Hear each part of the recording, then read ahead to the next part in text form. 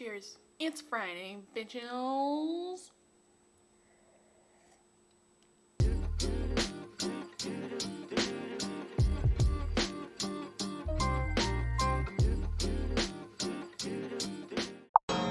I love you, bitch. Oh my god. I ain't gonna never stop loving you, bitch. Hey everybody, welcome back to my channel. If you are new here, hello. If you are returning, welcome back. Thank you so much for sticking around. I really appreciate it. So, it is Friday, and I am cozy in my new sweater. I'm gonna wait for my cat to be done covering her poop, because it's loud. Okay, she's done. Anyways, it's Friday. I'm coming at you in my cozy little sweater, and we're just chilling tonight. I have a very, easy breezy, beautiful, bariatric video for you today. I got the idea of making a video about a list of just things that helped me a lot after I had my surgery. A lot of it has to do with pureed and soft food stages, but I feel like a lot of it too I still do to this day. So I just wanted to share with you some of these things. Some of them might be common sense, I don't know. I just want to share my experiences with you in case you haven't heard of it. And it happened to be a nice little even 10 things. So yeah, before I get into the video, I just want to remind everybody my holiday collection on Etsy is up right now. I'm going to try and get some of it up tonight when I'm filming. And when I say right now, I mean right now because this is going up on Saturday. I think I'm going to try and get some up overnight. So hopefully it'll all be here by the time that you see this video. Is it really a video of mine if I don't burp in it? I don't think so. Anyways, so things that helped me after bariatric surgery. Let's get into it. Let's get rolling. Number 1, and I actually realized that I still had mine here because I was still using them even when I moved here to Denver, is baby spoons. Baby spoons. They're really small. So at least within my clinic, my doctors told me that I wanted to focus on taking dime-sized bites after surgery. And I was like, okay. And I still took too big of bites even when I tried to do dime-sized bites in a normal spoon. These things are lifesavers. I used these to eat everything. I particularly used them a lot to eat yogurt. And when I made pureed egg salad and chicken salad, I used them to eat cottage cheese. I used them to eat everything. I ate a lot of straight peanut butter after surgery too, and so I would use these.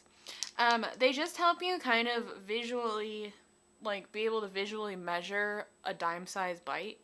And yeah, and like I said, I moved to Denver a year and a half ago. I had had surgery about a year prior to that, and I was still using these. I don't really use them anymore, but they were a lifesaver for me pre or post-op.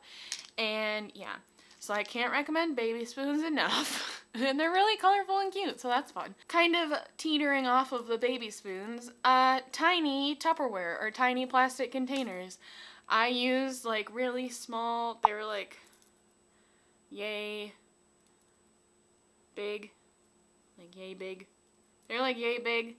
I used this size container because I was told that my portions post-op should be about half a cup to a cup of food. And so I didn't want to portion anything more than that because I didn't want to hurt my stomach. And so I just got a lot of tiny Tupperware, and it helped a lot. And it was also really good because I was still in school post-op, so I was able to just grab and go with the stuff that I prepped for myself when I knew that I was going to be somewhere that I wouldn't be able to get portions or foods that I could really eat. And yeah, so tiny Tupperware, also a great alternative, or also a great thing, and it's pretty cheap because it's really small. And this comes as no surprise, but Starbucks tumblers. So, I know a lot of bariatric doctors say do not drink out of straws. But I don't listen. And I didn't really listen to that. I have been drinking a Premier protein shake in my coffee almost every single morning without fail for the last 3 years of my life, and it has always been in one of these. There's something about the Starbucks tumblers that are the perfect size for the proportions that I like to ice, protein, and coffee. And getting your protein in as a bariatric person is really difficult. It's still kind of difficult to me now. So a protein shake is a great way to start your day. And to get your protein requirements in. The one I drink is 30 grams of protein. It's only 160 calories. Premier Protein's my favorite. And yeah, I love the Starbucks cups. They're great. They're great for the proportions that I like of ice to coffee to protein shake. And yeah, and I think even if you're not a bariatric person, it's the way to go. My obesity science doctor, when I started my bariatric program, told me that if I ate or if I consumed 30 grams of protein in my first meal of the day, it didn't have to be necessarily breakfast, but just like your first meal, that I would eat less calories throughout the day, kind of without knowing it. And I do notice a huge difference when I do drink one of those in the morning and when I don't. When I don't, I am very snacky throughout the day. When I do, it kind of curbs all my snacks. So, really recommend protein in the morning for in your coffee if you like coffee, and drinking it in a Starbucks cup. If you would like to win a Starbucks cup, I currently have a giveaway going on my channel. I will link that here, and it comes with a whole bunch of shit from my holiday collection on Etsy, and it comes with every single sticker I've ever made in my Etsy store, aside from the ones that I get printed through my merch producer company. It's Friday. But other than that, every other sticker that I've ever made, so you can decorate it, because I just got a clear one. But yeah, if you're interested in winning that, go over and check out that video. I digress. Let's get back into the list. So the next thing is a food processor, and I feel like a blender would also work, but I really liked my food processor. I had a tiny one. It was like a little mini one, and it made really good portions for me. But like I said, I ate a lot of pureed egg salad and chicken salad. It sounds gross, but it's really not much different than the actual stuff, I promise. And I used my food processor to make that all the time, and it just made it really easy, really fast, and it got to the point where I didn't even really have to think about it anymore. So yeah, definitely recommend a food processor. They may seem kind of unnecessary, but after bariatric surgery, they are a lifesaver. On to another appliance is an Instant Pot. And I know everybody and their mom has an Instant Pot now, but if you do not have one and you are getting bariatric surgery, get one. They are amazing for meal prep, and so that's what, and I mean, I would even say if you're just embarking on your own weight loss journey, even without bariatric surgery, an Instant Pot is going to be your best friend. So I would use it to prep all of my chicken, and I would make hard-boiled eggs. And they make hard-boiled eggs in like 5 minutes, and they make chicken in like 12 minutes. And it is the best chicken and eggs for processing to make your pureed foods. So I love my Instant Pot. I still use my Instant Pot to prep chicken for the week. Yeah. Instant Pots are the shit. You can do so much with them. I want to try making a cake in mine, because apparently that's a thing that you can do, and I need to test that. And now they even have air fryer lids to put on your Instant Pots, and it makes it into an air fryer. Like, how fucking cool is that? So Instant Pots are really nice. They're really versatile. They're like 5 million different appliances in one.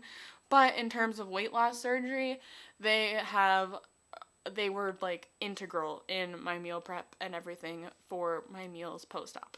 The next one is kind of vague, but Goodwill and or thrift stores. Do not buy new clothes after you have weight loss surgery. I know you're going to want to, because you can fit into so many new cute things. I get it. And if it's a special occasion or you find something you're like, wow, must have, then be my guest. But your clothes will constantly be outgrowing you. And I just found it really unnecessary to purchase brand new clothes. And I also really like just going to thrift stores and stuff, so it was fun for me. But it just saves you a poop ton of money because, like I said, your clothes are constantly outgrowing you. And so, yeah, I think I donated like 4 boxes of clothes after I purged my closet for the first time. I also just had too much clothes. But yeah, I donated like 4 boxes of clothes, and some of that was even stuff that I had gotten from thrift stores because I had already grown out of it. So your clothes will get really, really big really fast, and it'll happen a lot. So make Goodwill your best friend, make other thrift stores your best friend. Like, take advantage of that, and it's honestly really fun. But yeah, I honestly haven't been thrift shopping in a really long time, but I've been wanting to go. But when I was actively like in the throes of losing weight, thrift stores were my friend.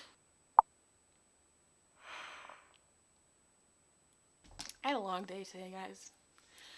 I had a long day. But I did get to go see a Frida Kahlo art exhibition at the art museum, and I had never seen her work in person before, and it was amazing. So that was really fun. Yeah, sorry, this is just like an intermission because I need to take a drink of my coffee. Okay.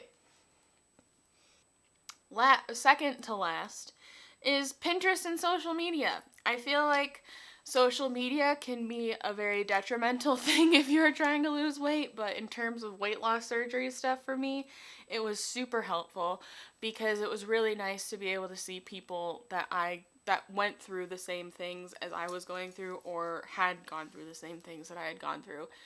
And that's ultimately kind of why I started my channel, is because like influencers like that really helped me ultimately make my decision to get weight loss surgery. So I kind of wanted to pay it forward and to be another resource out there. So I will go ahead and link some of my favorite like Instagram weight loss surgery people down below. But for Pinterest, that's where I found a lot of my soft foods, pureed stage foods recipes. I have a bariatric Pinterest board back from when I was actively using it, and so I will link that down below too. It has a lot of good recipes on it. Yeah, Pinterest and other social medias were really helpful for me because I was able to get tips and feel like a sense of community, because I only knew like one person who was my age who had had bariatric surgery, and even she at that point was like a year and a half out, and so I was able to find some people that were going through it at the same time I was, so that was really nice. But yeah, I will link some of my favorite people down below so you can go check them out. So that was not second to last. This is second to last. And that is my phone timer. So when you get bariatric surgery, food will fill you up really quickly, and it'll fill you up for a very long time. And so for that reason, a lot of times I would like forget to eat because I would be hungry, or I wouldn't be hungry. And so I would set my timer to remind me to eat throughout the day, because if you don't eat, then you get dizzy, and then bad things can happen. So just set your phone timer, and it'll really help you. I know that might seem like common sense, I don't know, but it really helped me a lot to do that. So, and then last but not least, kids menus. Use the kids menu, okay? Use it. A lot of times when I would go out to eat, I would be like, hey, I had this surgery done. I can't eat normal portions. Can I order off the kids menu? And like 10 times out of 10, the server would never say no. And yeah, and I know that some clinics actually provide you with like a little card, like your doctor signs or whatever, that like recommends you eat off the kids menu. So if anybody does fight you, you can just show them that and they'll be like, okay, cool. But save your money. Like, the kids menu is so cheap, and a lot of times the kids menu is the only place you can get just like grilled chicken. That is something I learned. But yeah, order off the kids menu, dude. Like, it's so much cheaper, and like, it's just, you just order off the kids menu. It's great. Use them. Please, I beg of you, use the kids menu. I still use the kids menu sometimes. And those are my 10 things. I know this was like kind of an easy breezy video, but honestly, I have been working my tushy off getting this holiday launch ready on for my Etsy. And I just had a really busy day today, and I didn't want to not film because I like filming and I like talking to you. And I felt like this, even though it's not like super intricate or in depth or whatever, I feel like it could be useful. I watched a lot of these kinds of videos before I had surgery and after I had surgery, actually. So yeah, that's all I got for you today, guys. I will see you again on Wednesday. I'm thinking next week I'm going to do a deep dive into Beachbody, the MLM, because on my last like MLM video, I had a lot of people commented on it, and they were like, hey, like, I didn't know Beachbody was this kind of a company. I'm gonna go unsubscribe. And so I kind of want to, like, just explain more of their, like, problematic practices and give some examples of their, like, distributors and stuff and some of the toxic shit that they spew. Because I feel like that's really important. I want to come at it from like a weight loss perspective, and I don't want to become like an anti-MLM channel or anything, but like I just feel like it could be an interesting video. So be on the lookout for that. I think it'll be really interesting. I might do it on other MLMs as well, like Young Living and stuff, like and come at them from a weight loss angle and how they target people for weight loss, because that's like the number one thing they target. Okay, I'm getting off of a tangent. Sorry. If you like this video, give it a like. If you disliked it, dislike it. Let me know why in the comments, please. If you liked the video, say hi in the comments. If you want more of me, all my links will be down below.